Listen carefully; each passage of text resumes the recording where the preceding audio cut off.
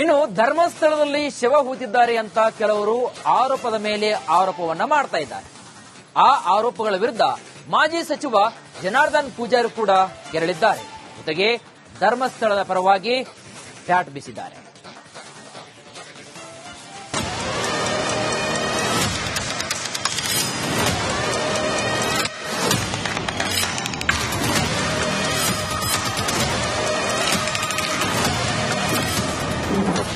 ಧರ್ಮಸ್ಥಳ ಹೆಸರು ಕೆಡಿಸಲು ಯಮನಿಂದಲೂ ಆಗದು.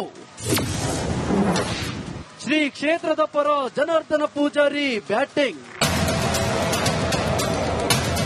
ಧರ್ಮಸ್ಥಳದ ಮೇಲೆ ಆರೋಪದ ವಿರುದ್ಧ ಮಾಜಿ ಕೇಂದ್ರ ಸಚಿವ ಜನಾರ್ದನ ಪೂಜಾರಿ ಗರಂ ಆಗಿದ್ದಾರೆ.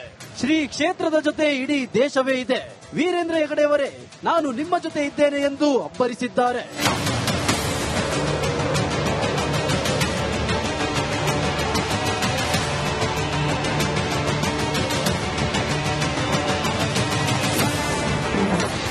ನಾನು ವೀರೇಂದ್ರ ಹೆಗ್ಗಡೆಯವರ ಜೊತೆಗಿದ್ದೇನೆ.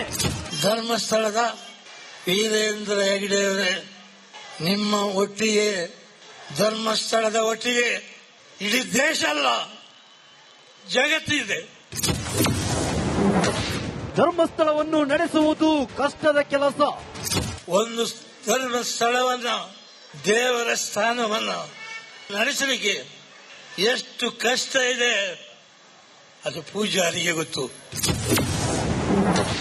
ಧರ್ಮಸ್ಥಳ ಅದು ಧರ್ಮ ಇರುವ ಸ್ಥಳ. ಹೆಗ್ಡೆಯವರೇ, ಧರ್ಮಸ್ಥಳ ಅದು ಧರ್ಮಸ್ಥಳ ಒಂದು ಸಮಾಜಕ್ಕೆ ಮಾತ್ರ, ಜೈನರಿಗೆ ಮಾತ್ರ ಸೇರಿದಲ್ಲ, ಜಗತ್ತಿಗೆ ಆ ಧರ್ಮಸ್ಥಳ ಒಂದು ಹೆಮ್ಮೆಯ ಸ್ಥಳ. ಯಮನಿಂದಲೂ ಧರ್ಮಸ್ಥಳ ಹಾಳು ಮಾಡಲಾಗದು. ಧರ್ಮಸ್ಥಳವನ್ನ ಹಾಳು ಮಾಡಲಿಕ್ಕೆ ಯಾರಿಂದಲೂ ಕೂಡ ಸಾಧ್ಯ ಇಲ್ಲ, ಯಮನಿಂದಲೂ ಕೂಡ ಸಾಧ್ಯ ಇಲ್ಲ. ಮುಸ್ಲಿಮರು, ಕ್ರೈಸ್ತರು ಶವಗಳನ್ನು ಹೂಳುವುದಿಲ್ವಾ? ಇಡೀ ನಮ್ಮ ಭಾರತದಲ್ಲಿ ಮುಸ್ಲಿಮರ, ಕ್ರಿಶ್ಚಿಯನ್ರ ಎಲ್ಲ ಕಡೆಗಳಲ್ಲಿ ಮನುಷ್ಯ ಸತ್ತಗೊಳ್ಳೆ ಅವರನ್ನು ಹೂತಿಡುವಂತಹ ಕೆಲಸ ಆಗ್ತಾ ಇದೆ. ಅದು ಭಾರತದ ಸಂಸ್ಕೃತಿ. ಮುಖ್ಯಮಂತ್ರಿಗಳೇ, ಮಾತಾಡೋ ಧೈರ್ಯ ಇಲ್ವೋ? ಒಂದು ಸಂಸ್ಕೃತಿ ಅಂತ ಹೇಳಿದೆ ನಾನು. ಹೌದು, SIT ಅವರೇ, ಮುಖ್ಯಮಂತ್ರಿಯವರೇ, ಏನು ಮಾಡ್ತಿದ್ದೀರಿ? ಧರ್ಮಸ್ಥಳದ ಹೆಸರು ಹಾಳಾಗ್ತಾ ಇದೆ, ಯಾಕೆ ಬಾಯಿ ಬಿಡುವುದಿಲ್ಲ? ಮುಖ್ಯಮಂತ್ರಿಯವರೇ, ಹಾಗೆ ಕೆಲಸವನ್ನ ಮಾಡಿಕೊಂಡು ಹೋಗ್ತಿದ್ದೀರಿ. ಧರ್ಮಸ್ಥಳದಲ್ಲಿ ಶವ ಹೂತಿದ್ದಾರೆ ಅಂತ ಆರೋಪದ ಮೇಲೆ ಆರೋಪ ಮಾಡಲಾಗುತ್ತಿದೆ. ಆದ್ರೆ ಮುಸುಕುದಾರಿ ಹೇಳೋದೇನೂ ಆಗಿಲ್ಲ. ಆದ್ರಿಂದ ಹಿಂದೂಗಳು ಕೆರಳಿ ಕೆಂಡವಾಗಿದ್ದಾರೆ. ದಿನೇಶ್ ಕಾಶಿಪಟ್ನ, ರಿಪಬ್ಲಿಕ್ ಕನ್ನಡ, ಮಂಗಳೂರು. ಇನ್ನು ಧರ್ಮಸ್ಥಳದಲ್ಲಿ ಶವ ಹೂತಿದ್ದಾರೆ ಅಂತ ಕೆಲವರು ಆರೋಪದ ಮೇಲೆ ಆರೋಪವನ್ನ ಮಾಡ್ತಾ ಇದ್ದಾರೆ. ಆ ಆರೋಪಗಳ ವಿರುದ್ಧ ಮಾಜಿ ಸಚಿವ ಜನಾರ್ದನ್ ಪೂಜಾರಿ ಕೂಡ ಕೆರಳಿದ್ದಾರೆ. ಜೊತೆಗೆ ಧರ್ಮಸ್ಥಳದ ಪರವಾಗಿ ಬ್ಯಾಟ್ ಬೀಸಿದ್ದಾರೆ.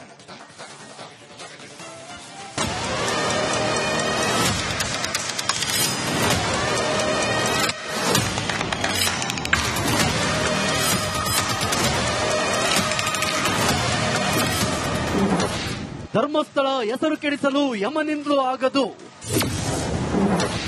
ಶ್ರೀ ಕ್ಷೇತ್ರದ ಪರ ಜನಾರ್ದನ ಪೂಜಾರಿ ಬ್ಯಾಟಿಂಗ್. ಧರ್ಮಸ್ಥಳದ ಮೇಲೆ ಆರೋಪದ ವಿರುದ್ಧ ಮಾಜಿ ಕೇಂದ್ರ ಸಚಿವ ಜನಾರ್ದನ ಪೂಜಾರಿ ಗರಂ ಆಗಿದ್ದಾರೆ. ಶ್ರೀ ಕ್ಷೇತ್ರದ ಜೊತೆ ಇಡೀ ದೇಶವೇ ಇದೆ. ವೀರೇಂದ್ರ ಹೆಗಡೆಯವರೇ, ನಾನು ನಿಮ್ಮ ಜೊತೆ ಇದ್ದೇನೆ ಎಂದು ಅಬ್ಬರಿಸಿದ್ದಾರೆ.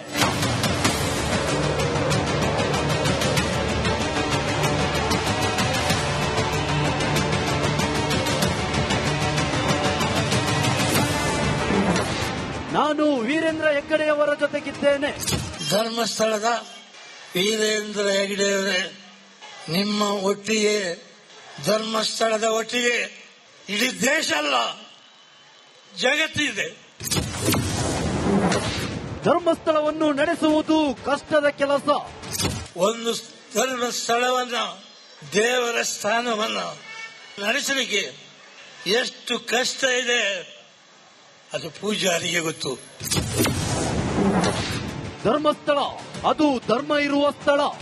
ಏಟೆಯವರೇ, ಧರ್ಮಸ್ಥಳ ಅದು ಧರ್ಮಸ್ಥಳ ಒಂದು ಸಮಾಜಕ್ಕೆ ಮಾತ್ರ, ಜೈನರಿಗೆ ಮಾತ್ರ ಸೇರಿದಲ್ಲ, ಜಗತ್ತಿಗೆ ಆ ಧರ್ಮಸ್ಥಳ ಒಂದು ಹೆಮ್ಮೆಯ ಸ್ಥಳ. ಯಮನಿಂದಲೂ ಧರ್ಮಸ್ಥಳ ಹಾಳು ಮಾಡಲಾಗದು. ಧರ್ಮಸ್ಥಳವನ್ನ ಹಾಳು ಮಾಡಲಿಕ್ಕೆ ಯಾರಿಂದಲೂ ಕೂಡ ಸಾಧ್ಯ ಇಲ್ಲ, ಯಮನಿಂದಲೂ ಕೂಡ ಸಾಧ್ಯ ಇಲ್ಲ. ಮುಸ್ಲಿಮರು ಕ್ರೈಸ್ತರು ಶವಗಳನ್ನು ಹೂಳುವುದಿಲ್ವೋ?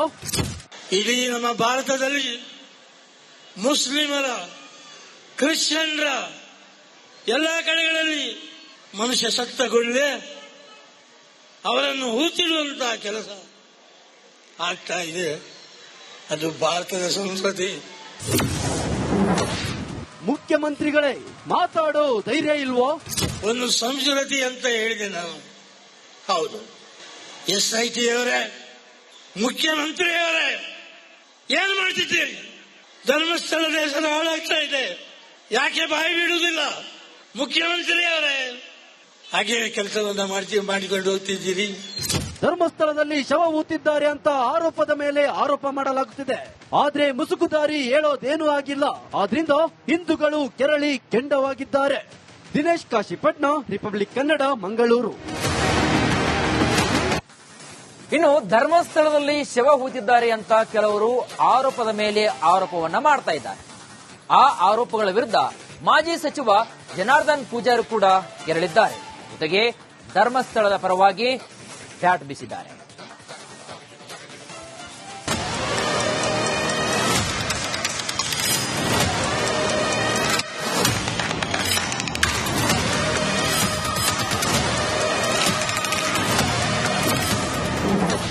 ಧರ್ಮಸ್ಥಳ ಹೆಸರು ಕೆಡಿಸಲು ಯಮನಿಂದಲೂ ಆಗದು. ಶ್ರೀ ಕ್ಷೇತ್ರದ ಪರ ಜನಾರ್ದನ ಪೂಜಾರಿ ಬ್ಯಾಟಿಂಗ್. ಧರ್ಮಸ್ಥಳದ ಮೇಲೆ ಆರೋಪದ ವಿರುದ್ಧ ಮಾಜಿ ಕೇಂದ್ರ ಸಚಿವ ಜನಾರ್ದನ ಪೂಜಾರಿ ಗರಂ ಆಗಿದ್ದಾರೆ. ಶ್ರೀ ಕ್ಷೇತ್ರದ ಜೊತೆ ಇಡೀ ದೇಶವೇ ಇದೆ. ವೀರೇಂದ್ರ ಹೆಗಡೆಯವರೇ, ನಾನು ನಿಮ್ಮ ಜೊತೆ ಇದ್ದೇನೆ ಎಂದು ಅಬ್ಬರಿಸಿದ್ದಾರೆ.